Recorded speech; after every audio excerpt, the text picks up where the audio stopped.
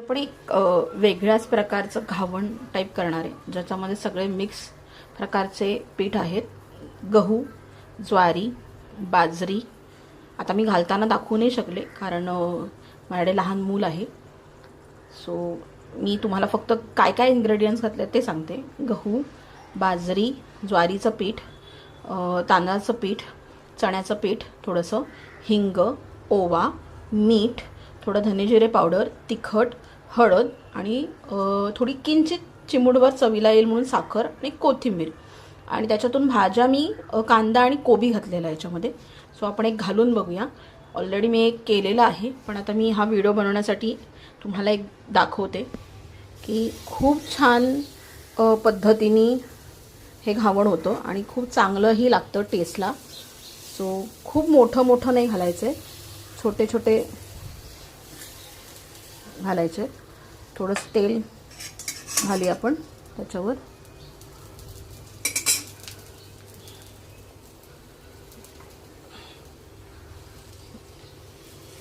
एकदा का ते तळाला लागलं की ते बरोबर व्यवस्थित पसरलं जातं, जोपर्यंत त्याला वाफ लागत नाही खालची.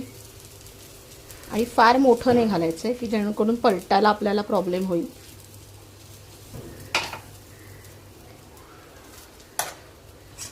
ते एखादं मी भोग ठेवलं आहे त्याला थोडंसं, त्याच्यातनं जेणेकरून तेल जायला. आणि तेलही थोडंच घालायचं आहे त्याला. थोडा गॅस मीडियम करूयात.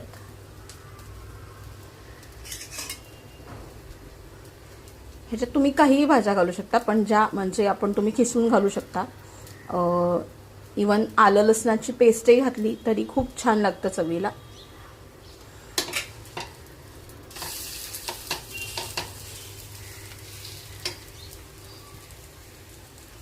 एकाच बाजूनी जास्त हे करून नाही घ्यायचं, म्हणजे फ्राय करून नाही घ्यायचं.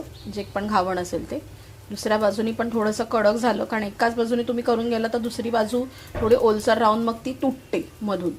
सो त्या प्रकारे आपण स्वतः लगेच आपण थोडंसं कमी प्रकारात हे झालं फ्राय झालं, म्हणजे जो घावण घातलं आहे तर आपण लगेच पलटलं आहे. तर एका बाजूने थोडं भाजून घेऊ आणि मग सारखं आपण आलटून पलटून त्याला मग थोडी कडक करायचं आहे.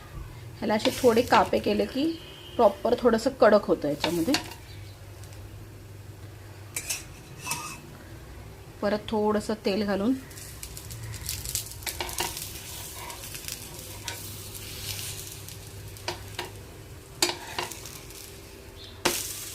आता ही बाजू थोडीशी तयार